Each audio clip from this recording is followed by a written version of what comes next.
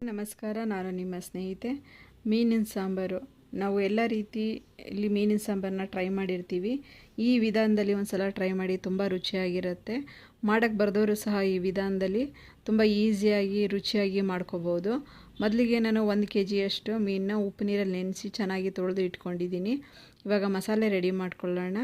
ಒಂದು ಪಾತ್ರೆ ಇಟ್ಟು ಬಿಸಿ ಆದಮೇಲೆ ಅದಕ್ಕೆ 1 ಸ್ಪೂನಷ್ಟು ಎಣ್ಣೆ, 1 ಟೇಬಲ್ ಸ್ಪೂನಷ್ಟು ಧನಿಯಾ, 1 ಸ್ಪೂನಷ್ಟು ಜೀರಿಗೆ, 1/4 ಟೀ ಸ್ಪೂನಷ್ಟು ಮೆಂತ್ಯ, 1/4 ಟೀ ಸ್ಪೂನಷ್ಟು ಸಾಸಿವೆ ಹಾಕಿ ಫ್ರೈ ಮಾಡ್ಕೋಬೇಕು. ನಂತರ ಖಾರಕ್ಕೆ 4 ಗುಂಟೂರು ಮೆಣಸಿನ್ಕಾಯಿ ಮತ್ತು ಬ್ಯಾಡಗಿ ಮೆಣಸಿನ್ಕಾಯಿ ಹಾಕಿ ಫ್ರೈ ಮಾಡ್ಕೋತಾ ಇದ್ದೀನಿ. ಇವಾಗ ಅದಕ್ಕೆ ಸ್ವಲ್ಪ ಕರ್ಬೇವಿನ ಸೊಪ್ಪು ಮತ್ತು ಕೊತ್ತಂಬರಿ ಸೊಪ್ಪು ಹಾಕಿ ಫ್ರೈ ಮಾಡ್ಕೋಬೇಕು. 1 ಗೆಂಡೆಯಷ್ಟು ಬೆಳ್ಳುಳ್ಳಿ, ನಾನು ಸಾಂಬಾರು ಈರುಳ್ಳಿನ ಹಾಕ್ಕೊಳ್ತಾ ಇದ್ದೀನಿ.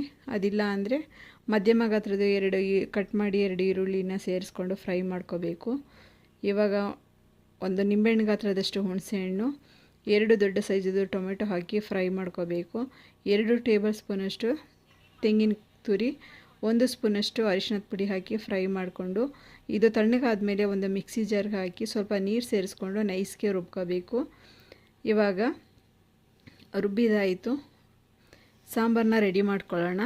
ಒಂದು ಪಾತ್ರೆ ಇಟ್ಟು ಬಿಸಿ ಆದಮೇಲೆ ಅದಕ್ಕೆ 2 ಟೇಬಲ್ ಸ್ಪೂನಷ್ಟು ಎಣ್ಣೆ ಹಾಕಿ ಸಾಸಿವೆ, ಕರ್ಬೇವಿನ ಸೊಪ್ಪು, ಕಟ್ ಮಾಡಿರುವಂಥ ಒಂದು ಸಣ್ಣದು ಈರುಳ್ಳಿ ಹಾಕಿ ಫ್ರೈ ಮಾಡ್ಕೋಬೇಕು.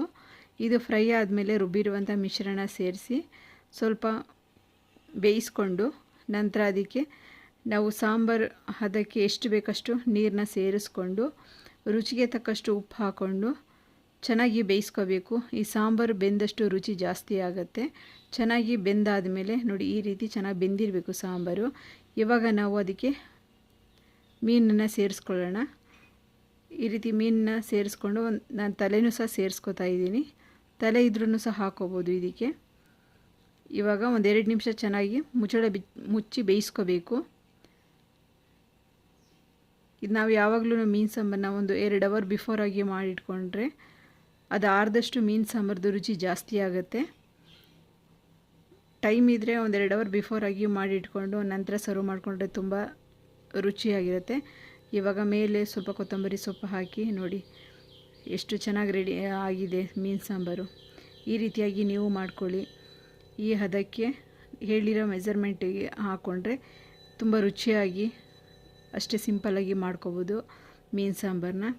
ಇವಾಗ ನಾನು 1.5 kgಯಷ್ಟು ಕಬಾಬ್ನ ಮಾಡ್ಕೊಳ್ತಾ ಇದ್ದೀನಿ. ಫಿಶ್ನ ಚೆನ್ನಾಗಿ ತೊಳೆದಿಟ್ಕೊಂಡಿದ್ದೀನಿ. ಇದು ರೆಡಿ ಕಬಾಬ್ ಪೌಡ್ರು.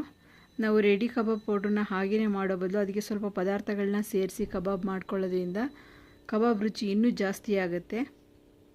ಇವಾಗ ನಾನು 2 ಹಸಿಮೆಣಸಿನ್ಕಾಯಿ ಚಿಕ್ಕದಾಗಿ ಕಟ್ ಮಾಡಿ ಹಾಕ್ಕೊಂಡಿದ್ದೀನಿ. ಅದಕ್ಕೆ 1 ಸ್ಪೂನಷ್ಟು ಶುಂಠಿ ಬೆಳ್ಳುಳ್ಳಿ, ಕಟ್ ಮಾಡಿರುವಂಥ ಕೊತ್ತಂಬರಿ ಸೊಪ್ಪು, 1 ಸ್ಪೂನಷ್ಟು ಎಳ್ಳು, 1 ಸ್ಪೂನಷ್ಟು ಜೀರಿಗೆ, 1 ನಿಂಬೆಹಣ್ಣು ಮತ್ತು 1 ಮೊಟ್ಟೆ ಹಾಕಿ ಚೆನ್ನಾಗಿ ಮಿಕ್ಸ್ ಮಾಡ್ಕೋತಾ ಇದ್ದೀನಿ.